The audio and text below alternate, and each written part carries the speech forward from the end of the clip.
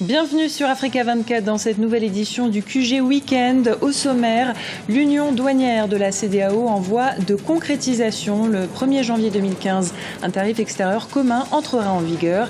C'est ce qu'a conclu le Conseil des ministres de la Communauté économique des États de l'Afrique de l'Ouest tenu cette semaine au Nigeria. La CEDEAO annonce également l'instauration d'une carte d'identité biométrique au sein de la communauté. Ce sera effectif en 2016. La mesure vise à faciliter l'intégration économique au sein de l'Union. La Banque internationale de la Somalie, premier prêteur de la Corne de l'Afrique, un signe de stabilité selon ses responsables après des décennies de conflits. Avant de développer ces titres, le ministre soudanais de la Défense Abdulrahim Mohamed Hussein a annoncé que Khartoum allait lancer une offensive majeure sur tous les fronts de guerre. L'opération dénommée Été décisif 2 concernera le Darfour, le Sud Kordofan, le Soudan occidental et les régions du Nil bleu et du sud-est du Soudan. Écoutez l'analyse faite par notre éditorialiste Alfred Chango.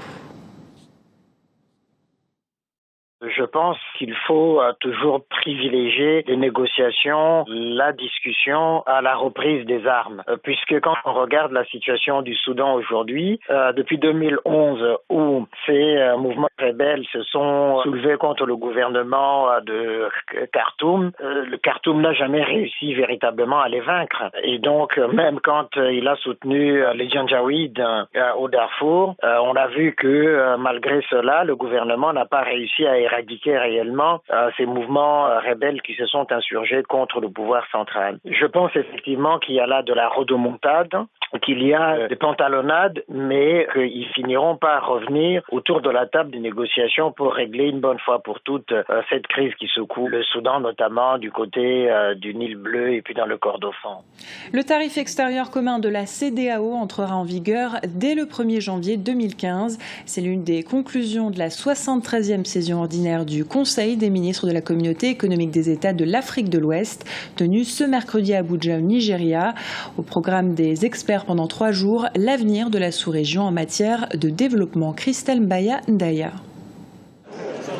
Le tarif extérieur commun de la CEDEAO entre effectivement en vigueur le 1er janvier 2015. À Abuja, au Nigeria, les ministres des Finances et les ministres chargés de l'intégration des États membres de la CEDEAO l'ont réaffirmé. C'était au cours du 73e Conseil des ministres de l'institution sous-régionale. Les ministres ont insisté sur les avancées significatives notées dans les autres secteurs pour aller vers l'intégration de la sous-région. Il s'agit d'œuvrer pour une libre circulation effective entre les pays avec l'achèvement de la construction des postes frontaliers juxtaposés entre le Ghana et le Togo et le lancement des travaux de réalisation des mêmes postes entre le Bénin et le Nigeria. Un des grands chantiers de la CEDEAO, c'est l'intégration économique régionale. On ne peut y parvenir sans réaliser un minimum d'union douanière. Et une des étapes essentielles à cette union douanière, c'est la mise en place d'un tarif extérieur commun. Il s'est révélé que tous les États ont mis en place les mécanismes nécessaires pour passer effectivement au 1er janvier 2015 au tarif extérieur commun. La 73e session ordinaire du Conseil des ministres de la CEDEAO a également insisté sur l'importance des défis de l'organisation en 2015, année au cours de laquelle la CEDEAO aura 40 ans. Il est prévu de marquer l'événement par des manifestations de grande envergure. Il s'agira d'en profiter pour mieux faire connaître, notamment aux jeunes de tous les États membres, les objectifs et les réalisations de l'organisation. Les compagnies aériennes libyennes interdites dans l'espace aérien européen. C'est ce qu'a décidé l'Union européenne ce mercredi. Une interdiction qui concerne tous les vols libyens pour des raisons de sécurité. 7 compagnies sont concernées. En 2016, une carte d'identité biométrique sera mise en circulation au sein de la Communauté économique des États de l'Afrique de l'Ouest. L'information a été donnée ce jeudi à l'issue du Conseil des ministres des pays membres de la communauté.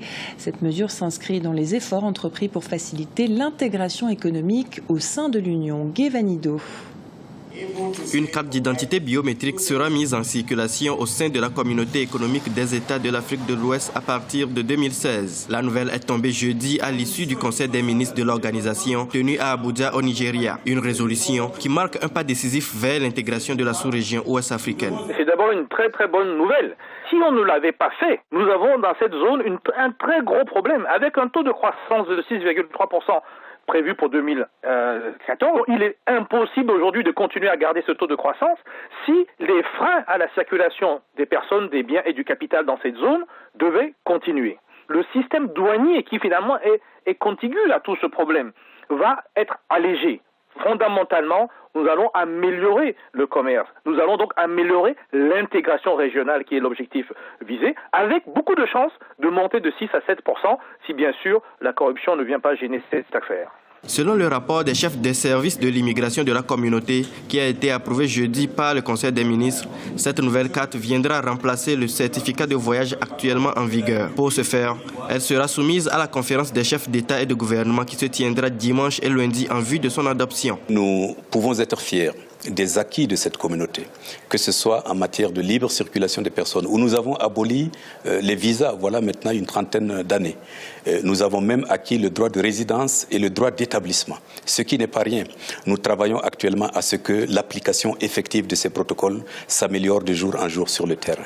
Par ailleurs, la réunion du Conseil des ministres de la CEDEAO a également permis aux participants d'examiner le rapport annuel 2014, lequel rapport indique que les prévisions de croissance s'annoncent positives pour la communauté, avec une activité économique devant progresser de 5,3% en 2014 contre 4,8% en 2013. Au Tchad, le procureur général près de la cour d'appel de N'Djamena a annoncé ce vendredi le report du procès des responsables de la police politique de l'ancien président Hissène Habré.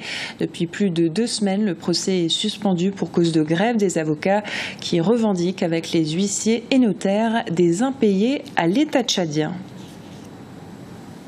La Banque internationale de la Somalie est devenue le premier prêteur de la Corne de l'Afrique pour gérer les transactions étrangères. Pour les responsables de la banque, c'est le signe que le pays se stabilise après des décennies de conflits. Les développements de Marina Vanier.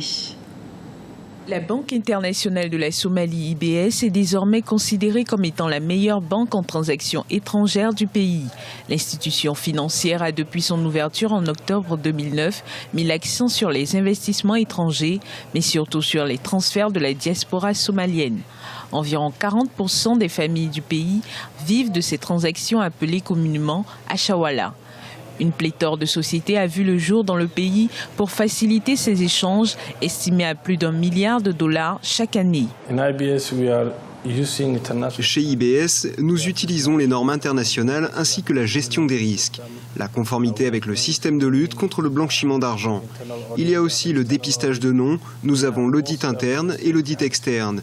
Ce sont des raisons pour lesquelles IBS a des connexions correspondantes dans le monde entier, ce qui rend plus facile le transfert d'argent à travers le système bancaire, quelque chose qui n'était pas disponible dans le pays auparavant. Pour de nombreux Somaliens, ce nouveau service leur a rendu la vie plus facile, les Somaliens appréciant l'accès à leur capital en espèces. La plupart des gens en Somalie sont habitués au système de transfert d'argent à Shawala. Il n'y avait pas de système bancaire reconnu. Et si je ne me trompe pas, c'est la première banque qui offre non seulement des services de transfert d'argent, mais aussi des services bancaires internationaux.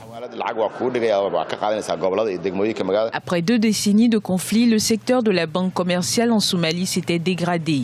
Depuis plus d'1 an, la Somalie se rétablit progressivement dans un contexte sécuritaire tendu.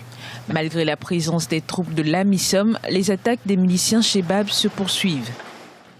Ce journal a été réalisé par l'ensemble de la rédaction. Nous vous remercions pour votre fidélité. Dans un instant, une nouvelle édition de l'actualité sur Africa 24.